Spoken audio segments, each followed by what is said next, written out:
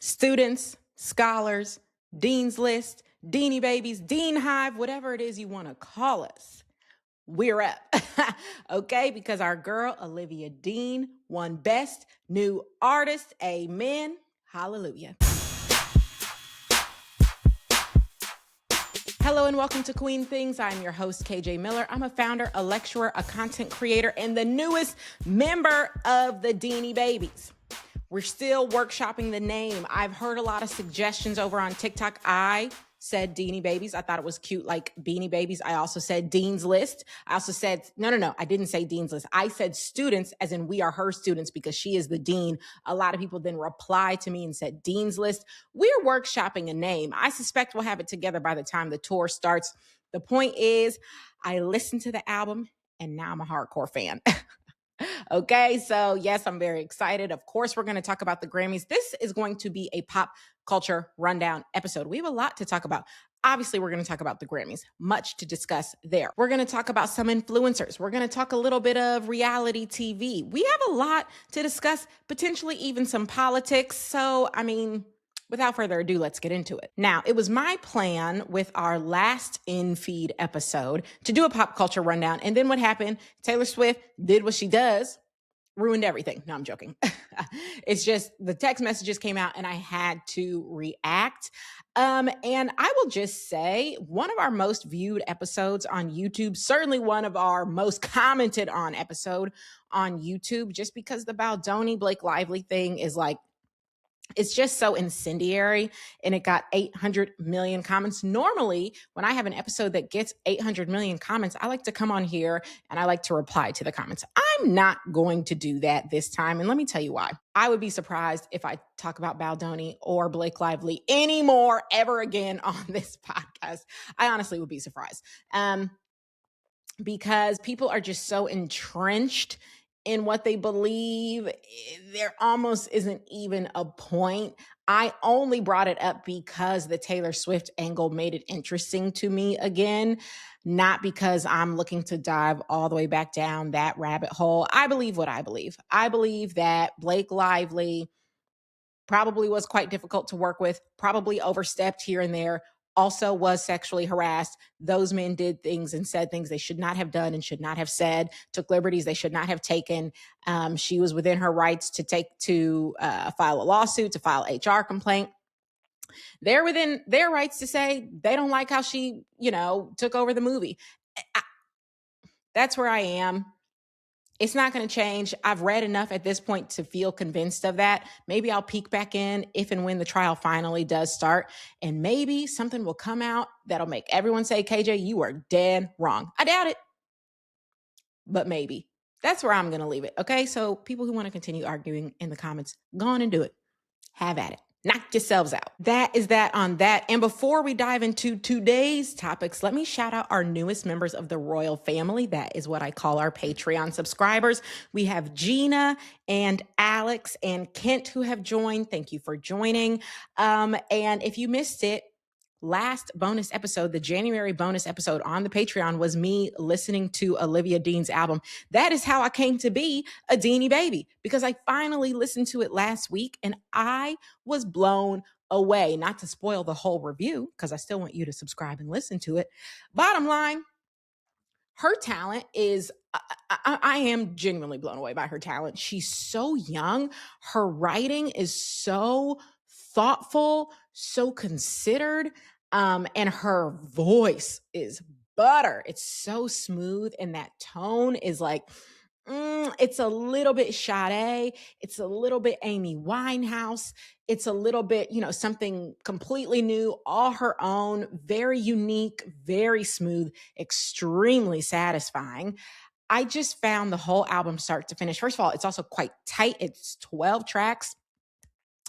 Just beautiful. It's been on repeat since I listened last week. I listened to it in the car. Every time I'm going to the yoga studio, that's about all I go to these days is the yoga studio. So there and back, I'm listening in the car. I'm listening in the shower.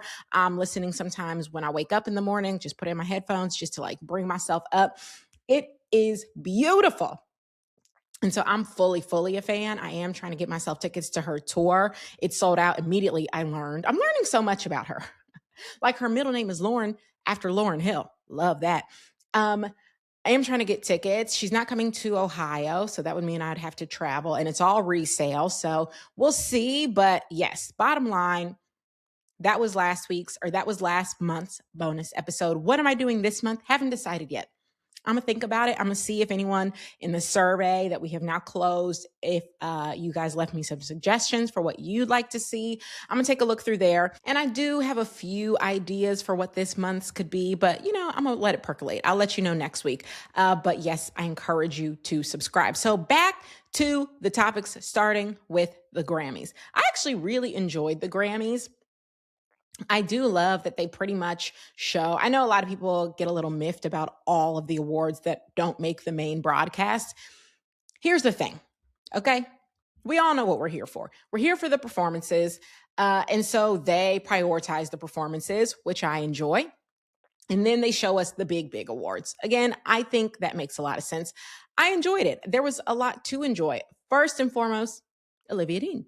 I thought she did a beautiful job of the Best New Artist. I thought she was far and away the best. I'll tell you who I didn't care for, Alex Warren. And I know. He had technical issues with his in-ears. Fine. That can happen to anybody. I just find him to be annoying. I don't know. Maybe he's a very nice guy. I find him to be annoying. I find that song to be annoying. I find his vibe to be annoying. I remember he had something slick to say about Sam Murphy, that Australian music critic I like. And in my mind, he and I are mutuals. We're not actually, but in my mind, we are. I feel there are a number of creators like that on TikTok. Anyway, the point is he had some slick shit to say. I think he included him in a video in one of his tours. It was chopped up in a way that made it look like Sam was being rude when Sam was not being rude. I have not known him to be rude. And so that put me off of Alex forever, and I already was not that big of a fan. So he was probably my least favorite part. Here's the other thing I'll say. Addison Rae. Now, I have not listened to her album, and it's very unlikely that I will, even though I know a number of you listened and loved it. She doesn't give me the sense that I would be someone who would listen and love it.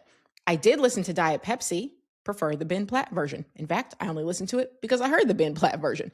And then I thought, wow, I love this. So then I went and listened to her version, which I understand is not her version. It is her song, in fact, but it's the one I heard second and didn't love it. So I just don't think it's for me. That's not really shade to her. I just don't think it's for me. And after watching her performance, I continue to think, oh, okay, not for me. Perfectly fine. She did a good job. She certainly can dance. Can she sing? I don't know. To me, I couldn't quite hear the singing. I feel like I heard a track. It didn't sound to me like it was live, and I didn't care to go back and rewatch. So if it was live, kudos to her for sounding like a track. That means her voice is quite consistent. But for me, yeah, it's going to be a no. Same with Cat's Eye. Now, what I like about Cat's Eye, good dancing, very good dancing. That song, Gnarly, is absolutely nothing to me. And when I say nothing, I mean nothing. It's like a song that I hear and I'm like, are we still listening to this song? I don't know. Gnarly, something about just like the repetitiveness of it, I cannot get into. But they seem like very nice young girls, and I wish them all the success they deserve. But that was another one for me where I was like, no. I was intrigued by the Marias. I'm not that familiar, but I was intrigued. I liked that song they did. And then Lola, is her name Lola Young? You know what? Lola girl, you do what you do. I was happy she didn't fall because I had seen a clip earlier where she was on stage and then just, I think, fainted, like out of nowhere. Just like maybe she got very hot. I don't know. I didn't dig into it. But like literally she was like standing up and then bop, dropped to the ground heavy. So that didn't happen. And I was very happy for her for that. And I thought she seemed like she was doing her little thing. Then that other guy, I'm a dog. Leon, I believe. I thought he sounded great. Great job. Did it make me think to myself, I'm going to go listen to more? No.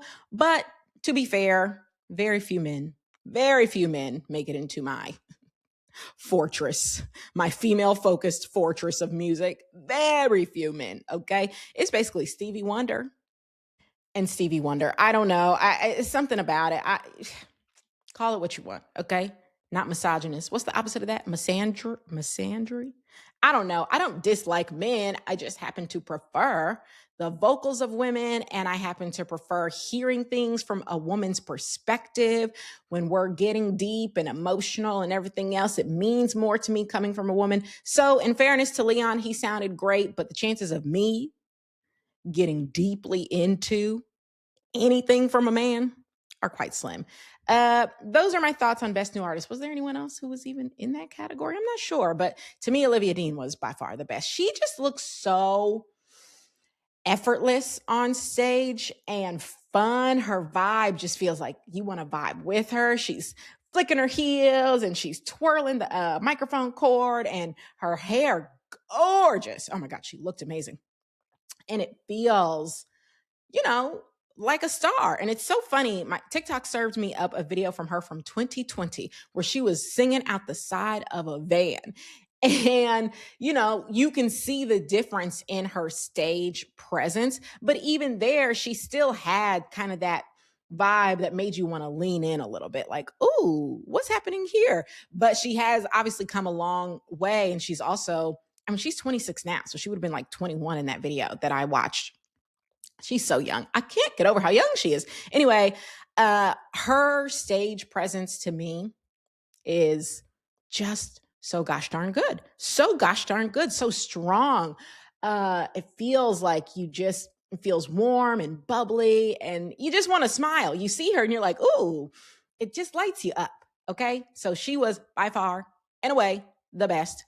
But shout out to everyone else for doing your thing. Chappell Roan. She and I continue to be in a one-sided beef. And mostly because I just find her demeanor, persona, personality to continue to be baffling. Why did it seem like she just really did not want to be there? Ma'am, this is the Grammys. Like, why did it seem like she was being forced to be there? You literally won Best New Artist last year. But it is a chore to come present that award to this next crop of individuals. That's at least the vibe she gave off. And if that wasn't what she was feeling, then we have got to work on our facial expressions a little bit. That was the vibe. But you know what? Chappell girl, you're doing what you're doing. It really is a one-sided beef. She's fine. And now, you know what? Let's talk about Lady Gaga. I made a quick recap on TikTok of sort of the highlights for me of the Grammys, and I didn't mention Lady Gaga. And someone commented, you're not going to talk about Lady Gaga's phenomenal performance? Now, at the time, I had not seen it. That was one of the few performances I didn't end up watching the night of. I just watched it.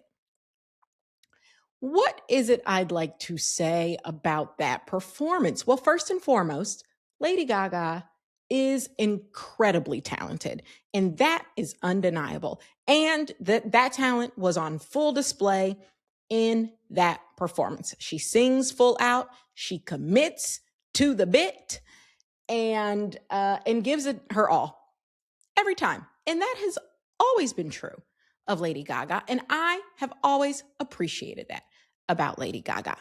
Now, in terms of the performance itself, it's almost like I don't even want to say this because I don't want people to think that what I'm saying is critical. There is such thing as something being for you, meant for you, and not meant for you. And a lot of the times what I'm left feeling by a Lady Gaga performance is that it is a really good performance, not meant for me, right? Like not necessarily super well suited to my visual sensibilities. For me, the amount of flashing light happening was very disturbing, like in my soul. Like it just felt like there was something in my brain going like, alert, alert, something is wrong here. And then the fact that the light was never up enough for me to fully see her. So it's like I was both squinting, attempting to see her, and squinting to shield my eyes from the flashing light. That is not an experience that I personally could endure for multiple hours. Like if I were going to a concert and that were the experience of the concert, oh no, no, no, no, I could not endure it. And then, as I say, she commits to the bit. But what is the bit? Riddle me that. What is the bit? Is she a monster? Is this a magic show because it's abracadabra? Is she the devil? I think maybe I am just not creative enough as a person to fully, fully embrace everything about Lady Gaga. That said, I thought Mayhem was a fantastic album. Well-deserved win on, best pop, was it best pop album, best pop vocal album, however they phrase it. Well-deserved. Like I do genuinely find her to be a very talented artist, very captivating artist. And while visually, I don't always align with or understand what's happening as it relates to Gaga, vocally, okay, orally, orally, I've mostly always enjoyed. Now, the album before this I did not enjoy, but mostly always enjoyed, particularly when she first came out. She is creative. She is talented. Like, I do enjoy Gaga kind of from afar. You know what I mean? Like, I like her. I think she is very good at what she does. But there have been a lot of performances of hers where my overwhelming thought is, I am a bit overwhelmed. I'm a bit overwhelmed. And you know what they say? If I'm too much for you, find less. And so this is not in any way a critique where I'm attempting to say Gaga should do any less. She should not. In fact, she should do even more because clearly it resonates with a lot of people. I'm simply saying for me and my visual sensibilities, it's a bit tough. And that is perfectly okay. That is perfectly okay. It does not mean that she didn't do a great job. She did. I don't know how you could listen to that and say she didn't do a great job. She did a great job. She sounded great and she committed to the bit. And I love anyone who commits to the bit. Speaking of committing to the bit, let's talk about Justin Bieber. Now, as I said in my quick TikTok recap, I was a bit confounded and confused at him coming out naked. Here is what everybody in my comments said. It's a stripped down performance. He stripped down physically, and the song is stripped down because what he is saying is, I don't need all of, the outer accoutrement in order to come and be vulnerable and authentic and be myself and give you this music. This music is all I've got. I don't need everything else. I've got the music in my heart and in my soul. That is what I am laying bare, literally bare, because again, I'm naked on this stage singing this song. Okay. So he committed to the bit. And I respect that. But the point that I made in my video and that I do want to attempt to articulate here is it does seem to me that men can get away with doing what I do believe we have to call the bare minimum. Emphasis on bare. Men can get away with doing the bare minimum for a performance in a way that women simply cannot. It just almost is never the case that a woman can stand up. And I don't even think you could call it an outfit. It really did look like just like the stuff he had on underneath his clothes. Can you imagine Beyonce getting up in just her regular bra and panty set? Not a coordinated one, because we've seen Beyonce in a coordinated bra and panty set. I'm talking about regular, degular. It wasn't a matching day, so I have on a peach bra up top and a purple undies on bottom and some Hanes socks. And I am going to not only just stand still and sing this song, because when Beyonce stands still and sings a song, I love that. Stand still, eyes closed, head down, no movement, no motion, no interaction whatsoever with the camera, with the audience, and just sing my song. Do you think Beyonce would be Beyonce today? No, the point is no. And even if we're not talking about a Beyonce who obviously is very well known for her choreography, like even if we're talking about a Whitney never even hit you with a two-step, okay? If Whitney had just gotten up again in a non-matching bra and panty set and looked down for all of her performances, she couldn't have done what she did. She wouldn't be who she is. I'm simply saying, I think the men get more leeway. I'll never forget when Beyonce brought out Ed Sheeran to sing with her. She brought him out. I forget what that little concert series was called. Was it Global Citizen? Something. She brought him out to sing Drunk in Love with her. She was decked out to the nines, hair done, nails done, everything done. Beautiful, gorgeous outfit. This man came out in a flannel shirt and just strummed his little guitar, sang his little song and said goodbye. And I get it. It's Ed Sheeran. I'm just saying, I feel like men can quite literally do the bare minimum. We have to call it the bare minimum. I do understand he produced live on stage. Like he played the chords and then looped it and then played the drum machine and then looped that. So maybe one step above bare minimum because he did do that before, standing stock still, staring down, keeping his eyes closed and singing the song.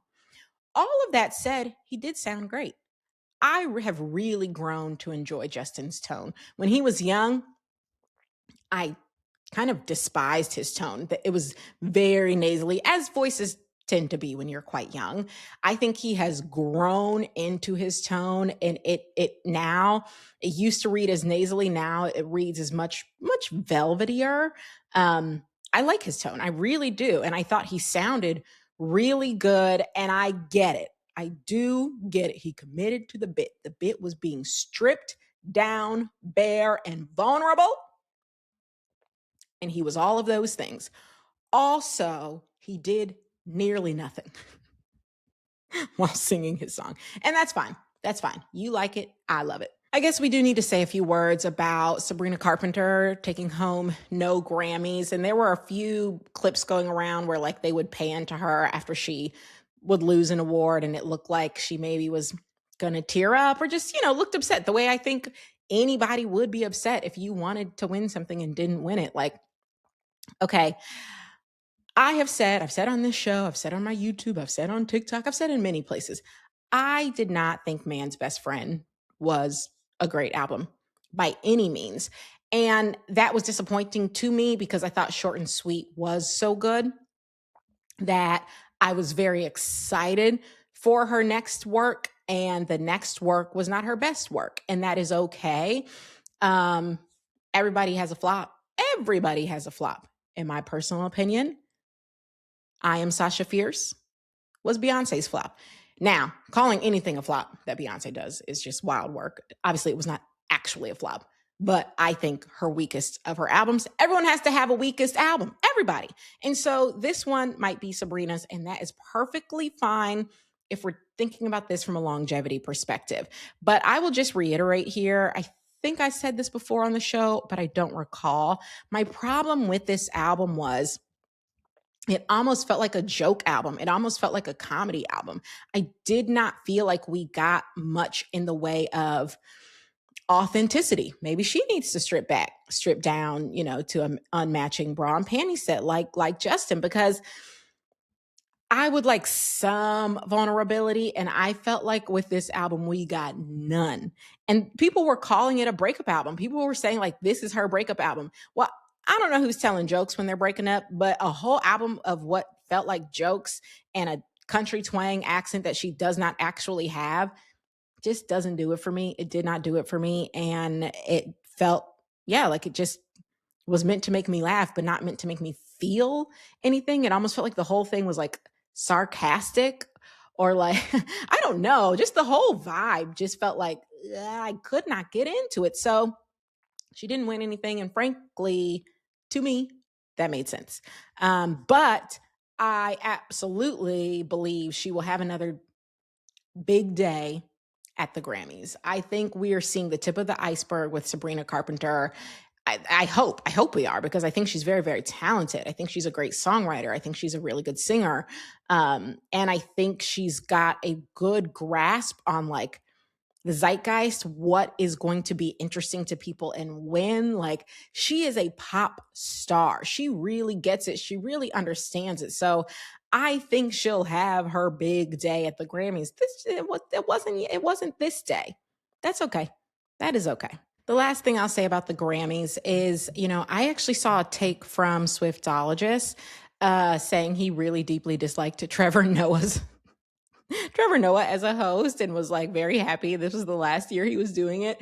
And I have to say, I disagree. I enjoyed Trevor Noah as a host. I think he just feels like funny in a wholesome way. Like, you could take your mom to go see his comedy set and it wouldn't get awkward, which, I don't know, felt like a nice little vibe for the Grammys for the last several years. But now that he's gone, I will just say my pick, I think a good next host could be Marcelo Hernandez. Is that his name? Marcelo from SNL? Yes, Marcelo Hernandez. I will say, having seen a few bits of his stand-up does not necessarily always resonate with me, but I find his person to be funny. And I think he's clearly built some good relationships with the musicians and everyone who's come through SNL. So I think he could be a good pick. I'll also throw a name in, that's from a different generation, but who I've always loved, Wanda Sykes. Always love her. Always find her to be hilarious. I thought her little like 2-minute bit she did at the Golden Globes, I thought was fantastic. So that's another person I'd love to see. But I personally enjoy Trevor Noah. So, congrats on you for your 6-year run. We'll see who's up next. Oh, Lord, I just had to check my phone because my family group chat, not my immediate family group chat, my family group chat that has over 20 people, all my aunties and uncles, everybody else is blowing up because somebody has said something negative about the Democrats. And now, okay, because Black people are not a monolith, there are Black people in my family who do not like the Democrats. They didn't vote for Trump. Don't get it twisted, but who generally don't like Democrats and don't feel like the Democrats have done enough for us. So now that faction is beefing with the other faction. Woo! The family group chat is lit. Anyway, let's continue. I did want to discuss a post I saw recently from Michaela Noguera. If you're not familiar with Michaela, she's one of the largest influencers on TikTok, beauty influencers on TikTok. She has like that thick Boston accent, pak, yaka, and have yad. One of those. And she's got over 15 million followers. She launched a beauty brand last year called POV Beauty. They actually sent me a PR package. I still use the products. I think they're lovely. And she had a take recently. It has, like many of her videos, millions of views. And it caught my eye. It caught my eye for a couple of reasons. Basically, the gist of the take was she kind of took a break for the month of January, didn't really post much because she felt like she had this epiphany where she realized she'd lost herself. Like the influencer world and all the money and the trips and everything else. Like, she felt like she had lost herself and didn't really recognize herself anymore. We'll post a link to the video. I'm not going to post the whole thing here. You can watch it. It's on the longer side. The thing is, Michaela is young. She's 27 years old, and this is not the first time I have heard her say something like this, something along the lines of, I've lost myself. I don't know who I am anymore. I feel like I just am a little confused, and I used to do my makeup like this, but now I do it this way because that's what people want to see from me, or I'm posting things that like don't even make sense, or she has had this take before. Again, you can find the clips if you're interested to see. The reason it's so interesting to me, or the reason it just sort of like piqued my interest this time, I think, is because I get the sense she is having an experience that plenty of 20-somethings have, which is feeling just like a little like you're on shaky territory, right? I think your 20s, you're still figuring it out. You are an adult. Yes, you're an adult. I'm not saying she's not an adult, but you're like an adult with training wheels on. You're still finding your footing into adulthood. And so it's a shaky time. And I almost get the sense like she doesn't have enough people around her doing the things she's doing to help her understand that, like, oh, some of this is just your 20s. Like, let me put it in a context for myself. So, for example, when I was in my 20s, I had other people doing the things I was doing, right? So I had my coworkers doing the type of work I was doing. I had my friends, doing, finding our first apartment together, realizing that first apartment was terrible, it was shit. We had to move out of it, figuring out roommates on Craigslist, all of these things that are like, oh, I'm an adult now, I have to figure this out. I had other people doing those same things. And so when I was experiencing that shakiness feeling, I was able to look up and see other people experiencing that.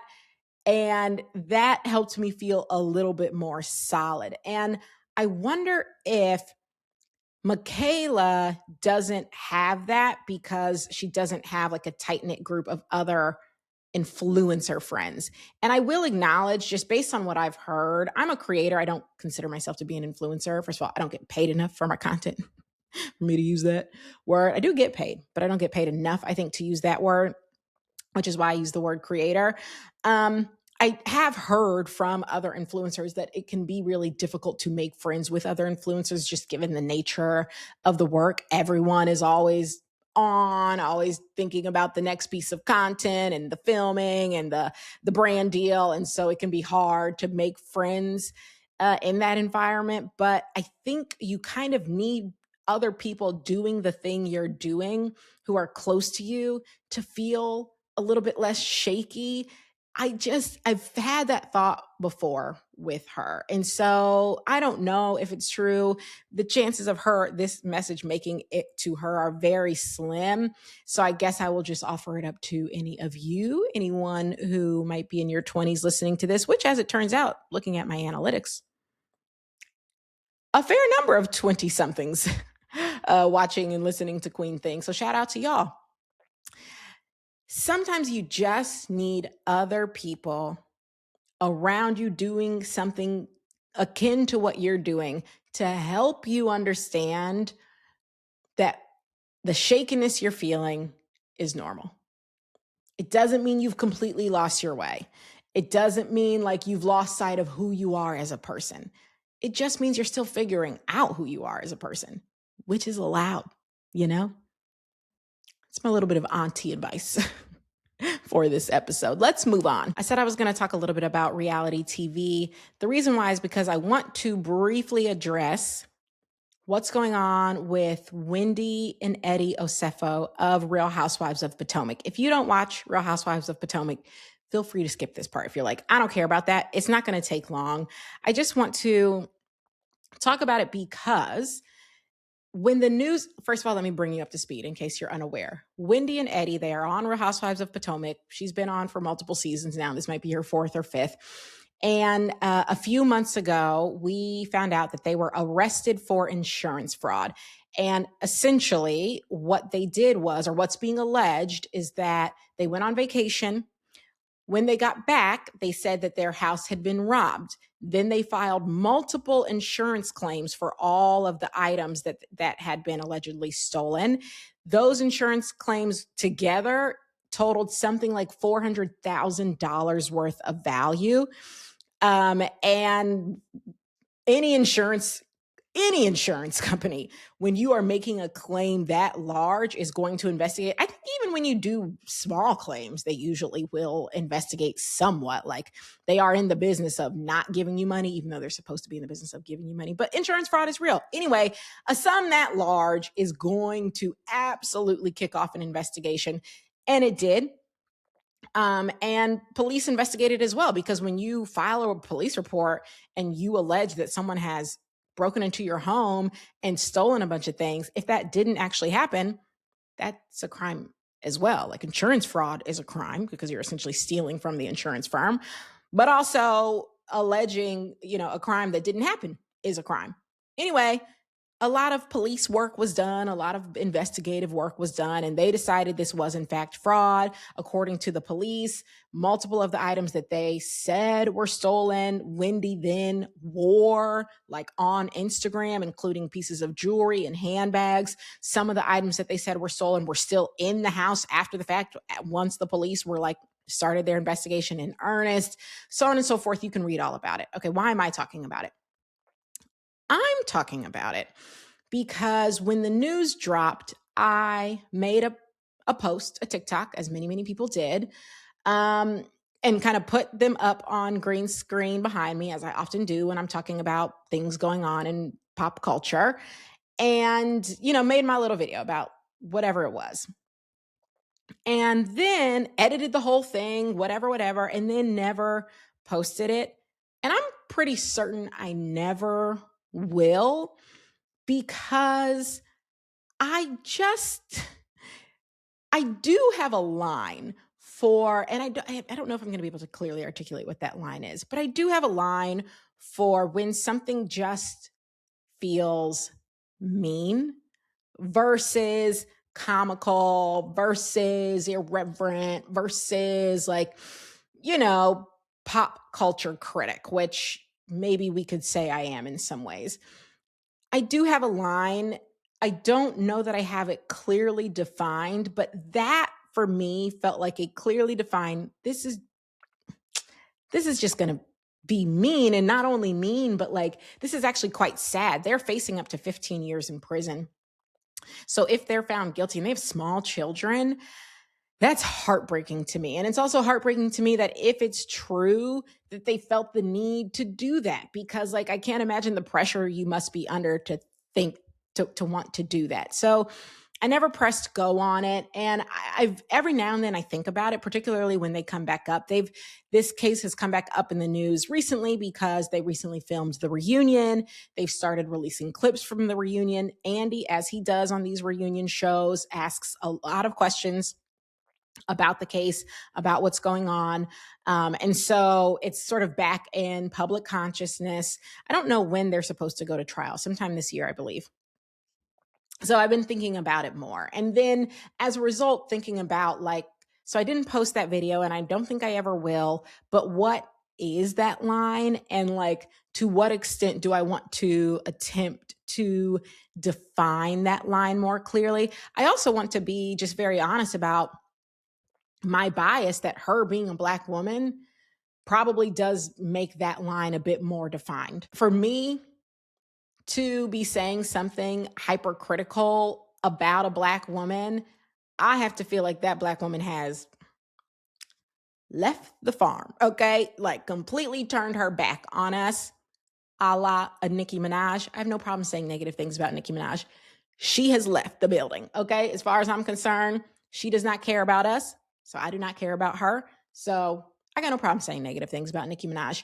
Wendy is not in that camp, and so it is, for me, going to mean I'm going to extend her more grace because she's a Black woman. And there are going to be people who say that's not fair.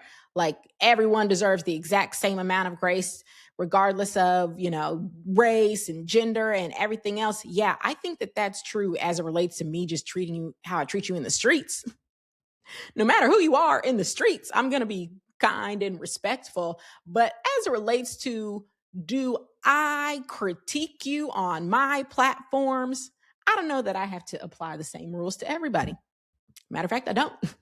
And Black women, am I going to give them probably a little bit more grace when it comes to cultural critique? Yeah, I am. And I just want to admit that. I guess that's the whole point of all this. I'd like to admit that to you so you can decide if you want to keep rocking with me. That is just a true fact about me. Now, I think I have given plenty of Black women on this platform plenty of, critique and grief or whatever. I'm just saying, so is there a part of me that's saying, now, wait a minute, this is a Black woman, so let's be careful, a little bit more careful about exactly what we want to say and how we want to say it? Yes, there is. And if that bothers you, you're allowed to be bothered by that.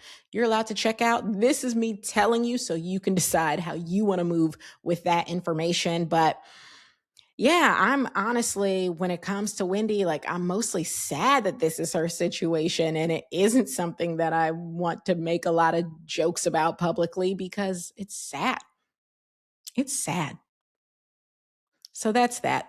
Oh, I almost forgot another thing I wanted to tell you guys about. This really is becoming just a random episode. It's a grab bag, okay? Rock with me. I saw a TikTok of this woman. Her name is Ariel. Is that what it says? Aubrielle Smith. She posts a clip from her workout class. She's in a Pilates class. And they're doing this move. If you do Pilates, you know the move where you lift your legs up all the way up, like you're in a shoulder stand, basically up on your back.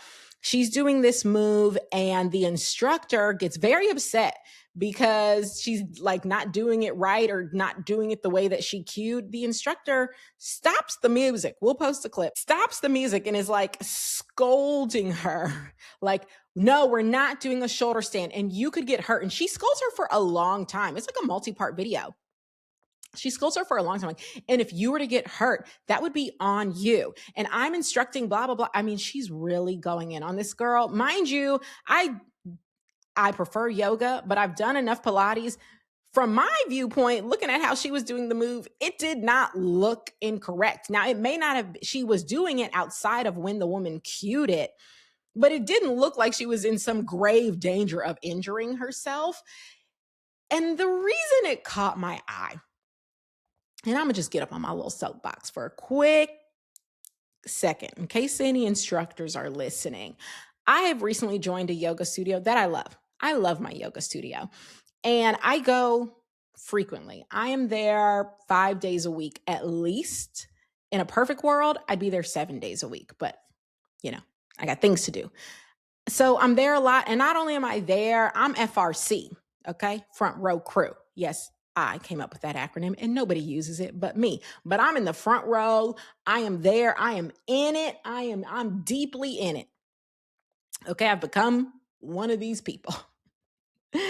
And there's only, in the month and a half that I've been attending the many, many classes that I've now attended, there's only ever been one instructor who had a vibe like this vibe of this video, and I took her class weeks ago and I still think about it.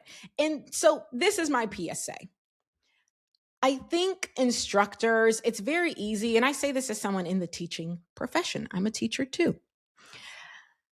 You don't always realize that when you're in a position of being a teacher, the way you are saying things, the words you are saying land differently than if you were in a different position. That is a lesson that I learned my first year teaching when I was at Yale. And my evaluations far and away were very, very, very good, very strong. I pat myself on the back for that. But I remember one of the comments I got was someone said something along the lines of like, KJ thinks, well, they called me Professor Miller. I think it's really cute when people do that because I'm not technically a professor. Professors work very hard, very, very, very hard to get the title of professor. I'm a lecturer. But basically the comment was, I had disagreed with something the student said, and I guess the tone in which I disagreed made them feel like I was saying like, you're wrong and I'm right. And that really rubbed them the wrong way. And the thing is, I pretty much never in class am looking to give anyone the impression that you're wrong and I'm right, because that's just not really how business school works and the case study method works. Like, I'm not teaching a math class. So very rarely am I saying like, what is 2 + 2? And if a person answers 5, yeah, that would be a time where I'd say, no, you're wrong. We're talking about case studies. We're talking about complex business problems. We're talking about one CEO's approach to it versus the COO's approach to it. So there isn't necessarily a right and a wrong. So if I'm pushing back on a student, it's usually because I want to hear them articulate like, well, why would you do it that way?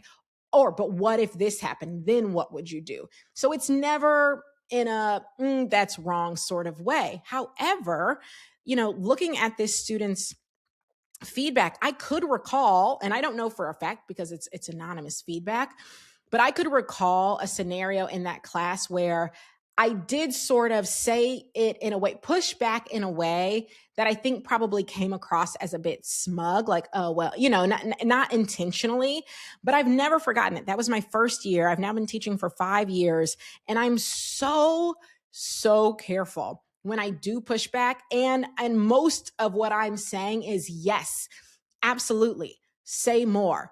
Oh, I hadn't thought of that. What about this? I love that. The vast majority of what I'm saying and responding to my students is positive because like I am trying to create an environment and a space where they feel comfortable sharing their perspectives. That is so important. And it is my job to create a safe space for them.